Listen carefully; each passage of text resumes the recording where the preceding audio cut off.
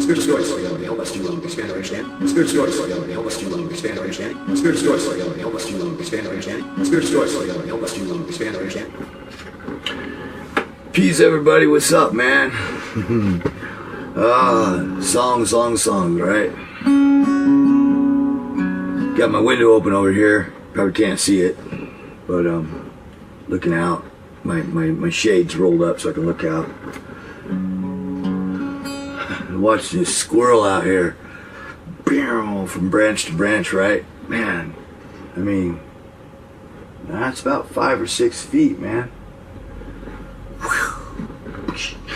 Not a flying squirrel either, just regular squirrel. Little thing too. He's only about that big, but you know, about that big. Probably not even a year old yet. Just a few months old, actually.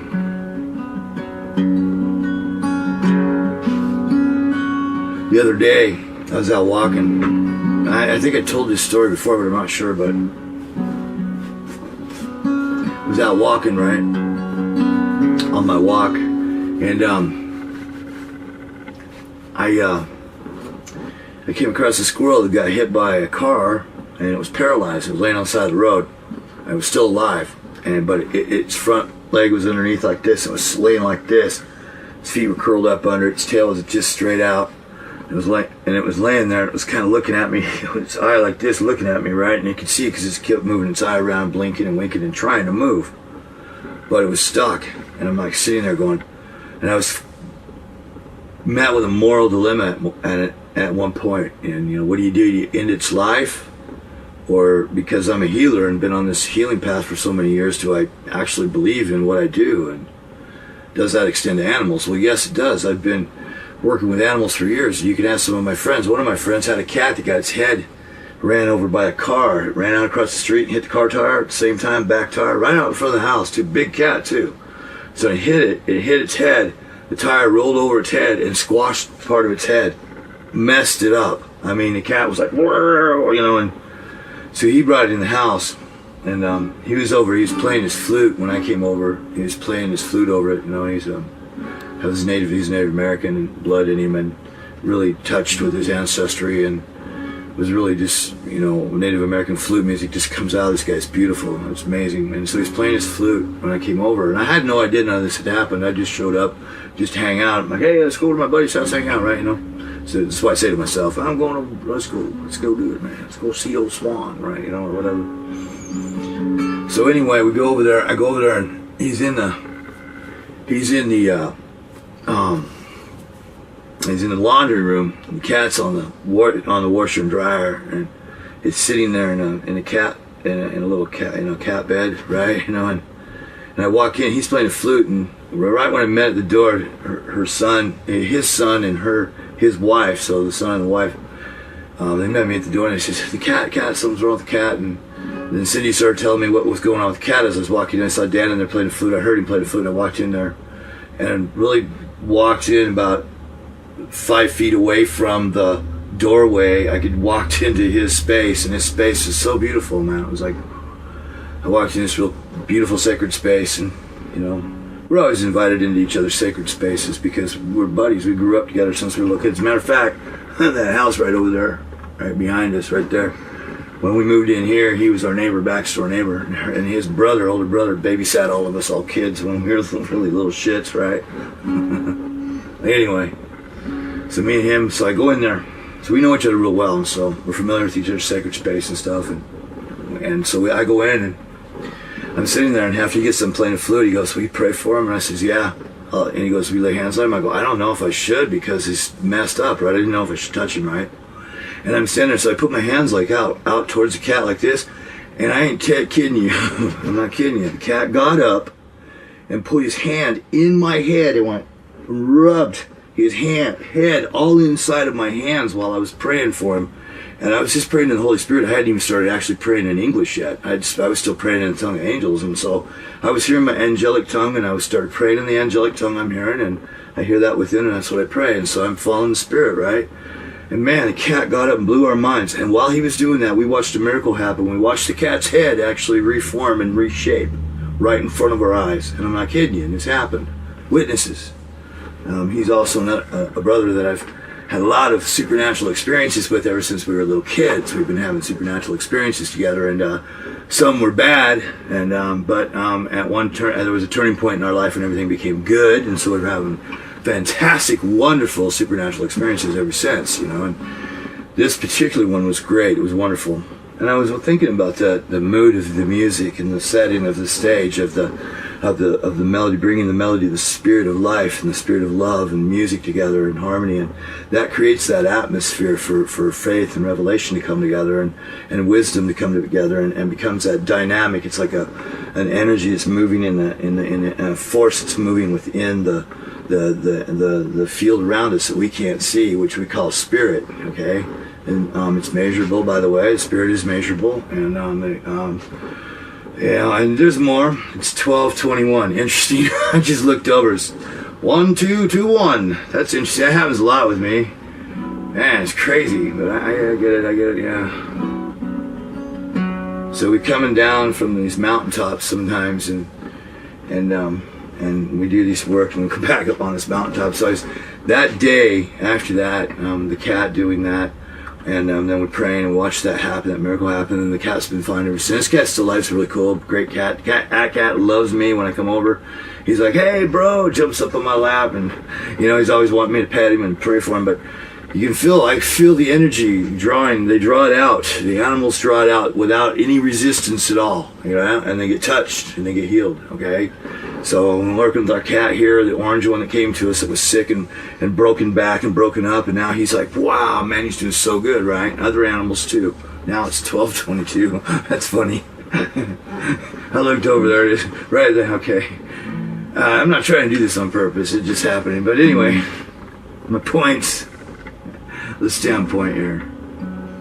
A lot of supernatural things happen in our lives, and we don't a lot of times want to give actual credit to the fact that there is, you know, the spirit, that we came from spirit. This natural world isn't the actual real world. This is what was created from the spirit. And even the Apostle Paul talked about that in your wonderful Bibles that you guys should be studying. And he talked about, you know, he went into some deep theology, spiritual truth. You know, it's right there. He laid it out, man, straight up, man, that he's talking about. And, you know, where the visible world was created from the invisible. If you think about that invisible, what's that invisible, you know? You know, there's activity in the spirit, there's angels, you know, connecting with your angels is important. My message to you guys is this: you guys need to have your own connection to God and make it yourself. You need to figure out how to do that yourself. Because what you're doing is you're clinging to everybody else and making them your guru for the hour, and it ain't working anymore. Humanity's moved on. You need to let go of that old way of doing things and do it yourself. You have to. You don't have a choice. This is the only way you're going to survive in these ages and in the continual ages. And I'm not saying that you're actually leaving people out. You're not doing that. You're choosing wellness and wholeness for yourself, which actually, if you're doing good for yourself, you'll be doing good for everybody else. Even the Apostle Paul said that in his teachings. He said that well, listen, why do you think Jesus came around building people up? For that very reason. So we would continually build each other up, and we're going up, not back down, you guys. You have to let go of the poverty and the victim mindsets and the way you view things, and take that better road. It's called repentance, or turning around and going the other way. Sin just means you just missed the mark. It's an archery term. It means you didn't hit the bullseye. You were off. You know how when you shoot a pistol and you have the back sight and the front sight, you know, and if you line them up just right and you hit it just right, you can hit the target if you know what you're doing, right? You can hit it right in the bullseye, and there's experts that can do it like every time. Shoot quarters and shoot right through the center of a quarter, throw it up, and you know, not even looking, you know, because they just can do it, right? Well, you're looking for that space. That is the groove. You're looking for that groove for yourself. You have to find your own groove in this world. You have to find your own groove. Otherwise, you're just a copycat of somebody else. And humanity's moving on past the copycat stage. It's already happened. It's already taken place. It's already been. That's the old way of doing things. You got to move on into the new way of doing things, right? Peace, everybody. Daniel here. What's up? So, to finish that story about the squirrel and my moral dilemma, right? The little squirrel over here that was dying one day about last week sometime, I was walking on Columbus Street, and I turned on the corner, and there was a squirrel that had gotten hit by a car. Not hit hard enough to squish it, but enough to, you know, break its neck or its back or something, but it was paralyzed, laying on the road like this. I was talking about that earlier when I got into the cat story. Spiritual stories are cool because they do expand our understanding, they expand everything, expand our awareness, expand us, cause us to think outside the box, outside the four walls. Anyway, so my moral dilemma, I'm sitting there and I'm thinking of, should I actually put this squirrel out of its misery, or should I, pray for it? And, just I'm sitting kind of close to it, not very far away, just about as far as me and the camera is away, but you can't tell where that's at, right? Okay. Anyway, pretty close. And I'm sitting there, so I because I also do Reiki as well, and laying on of hands. I've been doing laying on of hands for years, and Reiki just was an addition to it. It was just wonderful, and it helped kind of zero it in better too for me. And anyway, and I'm just giving it love, and I blew a violet breath out on it, and surrounded it with white light and love, and as much love and energy as I could give it for that moment, because I didn't want to disturb it any more than I was, because it was still struggling while I was sitting there. So I was kind of agitating it too. It was trying to get up and move. So I wanted to give it peace and as much love as I could, and then moved on, right? Told it I was sorry for what had happened to it, and that, I did. I told it I was sorry for what had happened to it. You would have too if you were me and you were in that situation, or if you were someone like me in that situation. I'm faced with situations like that a lot, but insects sometimes too, even strip. But anyway, that's a whole other story. Get into that story later. The katydid that it was crazy. The thing was dead, man, and laying out in the sun, dead, and I just kept praying over it, and it came back to life. I was praying in tongues, so listening to my spirit guide on the inside, the tongue of angels, and I'm listening to.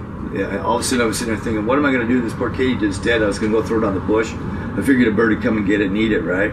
Circle of life, right? Cycle of life, circle of life, however you want to put it. Anyway, so I went to go throw the katydid out there on the hedge, and all of a sudden I heard and I saw myself praying, going like this, praying in tongues in my hand, and I do that quite a bit with objects and things like that I own, and just stuff like that. I do it with my guitar strings and things like that. I'm kind of weird that way, but it has an effect. It actually causes things to either wake up or last, or whatever intention I set forth, right? So I didn't set no intention with what Katie did. I just heard the tongue as soon as I saw myself in my inner. Okay, so here's how it works with me. Inside, right up in here, in this area right in here, it's kind of like a shelf area where there's room, where there's visions that come up right in this area, and I'll see objects, symbols, visions, ideas. I get my spiritual ears are in this realm as well, and it's just right in this area. It's in a vortex within me. See, it comes all on the inside, but it's out around about right here, and I'll see visions right in this area right here. Sometimes up this big, and sometimes grand, and it'll peel back like wax melting away, and I'll see a vision, and it'll melt back, And so anyway, my inner vision can be outer. Sometimes it's outer, sometimes it's inner, but most times it's inner. So anyway, I know how to roll with it, right? Because I've been studying and learning for years, studying the spirit and learning about the spirit for a long time. And I've put in many hours by myself, like an alchemist would. I put in many hours by myself in my study, do my research and study, running my own experiments, and so my way may not be your way may not be my way, but we can share, and I can get ideas from you, because I get ideas from all of you all the time, and thank you for the ideas, by the way. You guys get ideas from me, and then you guys tell me that, and thank you. That's pretty cool, because it means we're sharing our ideas, and that's a good thing, right? So back to the katydid, and then we'll get back to the squirrel. So the katydid, I'm walking out there, and I heard in my spiritual ears the tongue, and so I started praying in tongues right away. I just started praying, matched the tongue I was hearing, and then went from there, and it went on to some other tongues. By the time I got to the hedge and opened my hands up, it crawled out. It stood up and crawled out off my hand. It was kind of tweaked a little bit still. One leg was dragging one leg behind it, so I know I got hit or something by one of the cats out here or something, and it was dragging a leg behind it, and it was kind of tweaked still for a second, but it kind of seemed to shake it off. I got up on top of the hedge on one of the little limbs that was sticking out, and it just got on there and it sat there, And I went back out and I left it. I was like, wow, that's crazy. The thing woke up right out of my hands, and I'm like, all right, I don't know if it was dead or not, but I think we just raised a katydid from the dead. Well, I did a video about it. It's on YouTube somewhere ways back, right? A couple of years ago, maybe 5 years ago. Well, anyway, the thing is that prompting of the spirit, you got to follow it, whether anything happens or not. Listen, sometimes you don't even see anything happen. You don't even know anything happens. You don't feel it. You don't hear it. You don't know it. Sometimes you don't see anything like that. You just got to walk by faith, man. But trust that's that leading, that prompting you're feeling in your heart to do that crazy little stupid thing like that is actually a prompting of the Spirit. And God, what's happening is the Spirit's growing you in your calling and your gifting, whatever way it works. For me, it's with healing and the prophetic and delivering words of knowledge and words of wisdom to people, and showing up just out of the blue. When nobody's expecting me to show up with the very word that they actually need to hear, like it says in Proverbs, a word in due season. What it does to a person, it sets them free. They set me free when people show up here and they give me words, man. And it happens a lot too. Angels show up, talk to me, give me words. We go do stuff together, forming an allegiance and an alliance with God's angels was one of the greatest things that, one, next to baptism of the Holy Spirit, next to salvation, next to my walk with Jesus, next to my relationship, is just another icing on the cake. Just more icing is what it is on the cake.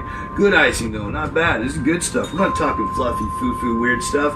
We're talking about actual real stuff, real supernatural, really walking in the Spirit, really actually walking with Jesus. So I take it serious, man, and he said we do what he does, right? And so I'm thinking, well, I know it extends to animals, plants, and everything else. For years I've been practicing anyway. That whole story about my friend's cat, that happened over 18 years ago, 17 years ago. Yeah, about 17 or 16 years ago. And so it's like we have more stories piled on now. Cats around here, other animals and stuff. So I sit in there next to this squirrel, and so I shoot it over some love and some attention and just surround it with as much love as I can muster up. And sometimes if you can't muster up love in your heart, because sometimes we're just too broken. Sometimes we can't. We're too hard because we've been pushed around a lot. Then go to a happy place. Think of something really good and generate that feeling and get that feeling all over your body, and then just give it to that animal. Give it to whatever situation. Anyway, what had happened was, I did that. The sun moved, so it's not in my eyes now. So I did that and got up and walked off. So I thought about it the rest of the time. I walked away, and it was kind of a trip because I felt connected to it, and I was sad that it was leaving and it didn't have anybody there to stay with it. But as long as I was staying there, it was agitating it, and it could have made it worse, right? So I just did what I did and walked off. So I felt a little distraught about it, but I walked off, right? But there was no way I was going to kill it because I'm a healer, right? So I'm like, the next day, so the rest of the day I was thinking about it, and I prayed for it a bunch of times and stuff, and I kept thinking, it got up after that, and it walked over to the fence, and it crawled up the fence and up the tree, and it's fine, right? And I was thinking this as I was crossing Malad Street over here, which is, not Malad, but Vista over here onto Malad, which is about, a couple blocks over, right, from where I was at. And I'm like, it's just right over here, right by the house. So I'm only like 6 houses away from Vista, right, where I'm sitting at. So now everybody knows where I live at. Don't start bombing my house, because my mom is here. She's old and she's really super cool, and she needs her peace because we gave her hell when we were in the 70s, right? In the 80s. Growing up, man, made her nuts. Us growing up made her nuts. I think it was both ways. Her growing up made us nuts too. Yeah, right on. Anyway, so the squirrel, the next day, I'm not even thinking about it. I'm walking, and by the time I get over here to this apex over here on Malad, and there's like 4 streets that run into each other right over here on Malad Street across Vista over here on Columbus. There's where the squirrel's supposed to be. It's not there, and there's no dead squirrel in the road. So I'm looking, I go out on the road, I'm looking all over the place as a squirrel, right? I looked everywhere, I just find it in nobody's grass, nobody's yard. I tried to look over the fence of the yard where it was next to. Sorry for the wind and the breeze. The breeze, this camera doesn't pick up sound very well, not as good as the other one did, and it doesn't have a stereo mic on it, so it doesn't sound as well. It also it doesn't have a good wind screener on it either. It doesn't do real well with that either. So it's a good camera in other ways, but the sound quality is not as good as what you would expect from a good Canon quality. Canon's a good quality name, a good Canon product, right? Anyway, we'll go on past this now. So the squirrel, the katydid come to life or didn't. Maybe it was just knocked out, who knows. But the squirrel, it was gone. And I'm like, well, I'm thinking, well, maybe it did come back to life. I don't know. Maybe somebody scooped it up. You know, maybe somebody just after I walked through there a few hours later saw it and scooped it up and moved it off the road. So I'm looking around, I couldn't find it nowhere. Maybe a cat got it and took it and ate it. I have no idea. But I'd like to think that the little critter got healed, man, and boom, off and running. I've had many crazy stories with squirrels, so I wouldn't doubt that story at all. But the very first story I had that was crazy enough that I would believe something like that was the very first time I ever prayed for a squirrel when I was 14. And this squirrel right out front here, we had a gravel road, or maybe I was 12 or 13, I don't know. Well, I remember the road was of gravel, and the cat was out here in the tree, one of the cats, and it knocked a squirrel, and jumped over and knocked a squirrel out of the tree. I don't know how it did it, but I saw the squirrel fall and hit the ground, and then a car goes right over the top of the squirrel, and I was like, oh my God, and I ran out there, grabbed the squirrel, and I picked it up, and I carried it into my yard, and I held it in my lap, and I sat there with my legs crossed, and I just started praying, and I just got really quiet, and started praying. All of a sudden the squirrel goes squawk, it went like that, and it stood up and looked at me, stood right up in my hands, looked at me, and then went, stuck off over to the bushes, kind of rattled a little bit, and it seemed like it almost like it was like, the car ran right over it. Boom, boom, both tires, man. I ain't kidding you. I was like, I heard it pop. I swear to God, it must have just broke every bone in his body. But, you know, I sat down and I quieted myself and I started praying to God, and I said, God, please heal the squirrel. Please don't let it die. Please don't let it die. And it didn't die. It seemed like it inflated the squirrel, and it was fine. Because after that, it walked off, and then the squirrel stayed alive for a few more years. We lived in the tree right across the street over here, man. And so, you know, why would I ever think that I could do something like that if it had never happened before? Why did I ever think of that at that time when I was 14 or 13 or 12 or however old I was when that happened? But it was so long ago, man. I'm in my 50s. It's like there's so many stories. It was ways back. I think I was 14. I think it might have been 13. But anyway, why? You know, and then why did bad things happen? Why did bad things happen to good people? Even why did bad things happen to bad people? We could say that. Well, you know why? Because they're bad and they brought that on themselves. But then why did bad things happen to good people? Maybe those good people are actually thinking in their thoughts bad thoughts. Have you ever thought of that? Did you know that Jesus said that sin originates in the thoughts?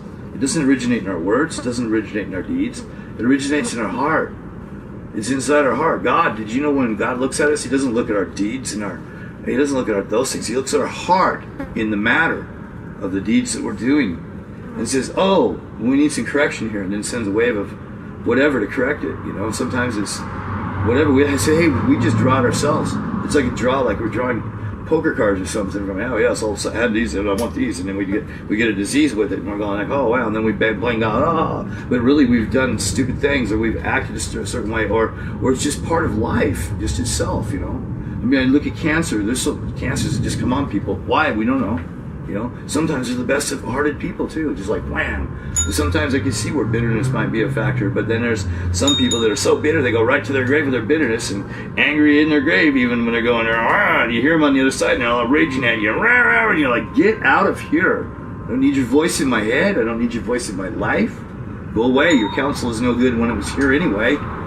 You're the one that's the problem. The static is the problem. It's not it's a contentious one. It says in the Bible that if you cast the contentious one out, the strife will cease. You know? Imagine that, huh? Yeah, well, that was a lesson I had to learn. It was a boundary lesson. God tells me, go to the doctor will help you, because I was dying. So I went to the doctor. The doctor says, you need to take these medications and stay away from everything negative, including work for right now. Just cut everything, all stress. That means negative people, negative situations, everything. And change your diet and exercise. I was like, oh, okay, and do your music, do your creative thing, do all that, do that even more. You know, I was like, oh, okay. This is like God taking a paintbrush and painting me a big old picture, saying, here's what's going to heal you, man. And He was right too. You know, He did. He was inner voice, still small voice. Excuse me. I dropped my paper. So you're getting the real Daniel here, you know. You're not getting some plastic dude. I hate copycatting, and I hate being a copycat. I never liked it. Mom tried to make me into a copycat when I was a kid. Didn't like that, man. Don't like being a copycat, not gonna be a copycat. Excuse me, you know, present myself a little better here. I'm not a copycat, I'm original. So anyway, I'm not the healer. My notes, right? Holy Spirit's the healer. I was just a conduit. At that point, I felt the energy and everything around me and around the squirrel and everything, but I didn't feel like a miracle happened, right? So there's times when I have felt like a miracle happened. I've drove away from a situation going, man, I know that person got healed. Man, I know they did. And then I find out later they did. It's like, yeah, and like, thank God. But all we're doing is just going, reaching out, making a contact, which you can do yourself. Anybody can heal anybody, or at least be a contact so God can reach out and touch me. I kind of look at it this way. The spirit of life is right there, and it's just been knocked down inside the critter or the person or whatever, and oppressed, we'll say, okay? And then the person coming along that's not oppressed and all happy, is all bubbly with God, and knows they're a healer, knows their purpose, and goes, hey, I can fix that. I know I can fix that because I've been all these others, and they know that it's not really them, it's God, and they come, they're just genuinely being themselves. They go, yeah, and they do. If you receive that person and that gift and that bubbliness and all that, you're going to receive their healing. But if you don't, you reject it, you won't. So maybe the animal did, maybe it didn't. It's all up to the vessel. I know that for sure because I was taught that by the Holy Spirit. And it's been reinforced by Jesus, the angels, Father God, my spirit buddies, and not to mention there's like a whole mess of other natural buddies, people living on this earth that have verified the same things. Yeah, it's interesting why they didn't want us to meditate. Everybody that meditates finds the same things, you know that? Yeah, it's interesting. I mean, it's our flavor, my own flavor of the same thing, but I'm finding the same thing everybody else is. I accidentally meditated. I'm the accidental meditating guy. I accidentally fell into meditation, and it was so wonderful I couldn't figure out what it was, so I went to find reference points and study about it because I was taught that it was evil. Meditation was evil, right? And I found out that it was actually transcendental meditation that happened to me the first time, and you know what? It changed my life. It made me better. I started healing because of that. It shifted my whole life. Everything that was all at disarray became harmonious. Imagine that, huh? Even the disease I carried, it found a way to actually communicate with it so that I could actually learn from it, so that I could actually heal and actually, it's still in my body, but I can live and have a better life even though I have it, right? But I got to listen. What did the doctor do? He painted a big, beautiful picture. What did God do? Through that doctor, that was God's artistic hands through the doctor. He's told me where to go to hear him again, Where are you going to go? You're going to go to this person to hear him again. Where am I hearing this from? All on the inside, coming from Jesus. The relationship I have with Jesus, just sit here and talk to Jesus every day. Just, come on, Lord, I don't know what to do about this situation, man. What am I going to do? Can you show me, please? Can you just show me? And then you drop inside. You drop further into the Spirit. You drop away from your ego. You drop away from your own thinking. Remember what it says in Proverbs 3:5-6? Trust in the Lord with all your heart. Lean not to your own understanding. Acknowledge Him in all your ways. In other words, forget your own understanding, but acknowledge God in all your ways, and He will direct your path. Proverbs 3:5-6. Now listen. God, He, whatever, He or she, whatever, however you want to relate to God, Source, Creator, let's back all the way up to Creator, because Creator is my God. I don't know who your God is, but my God is Creator that created everything. It's outside of everything and fills everything. Creator.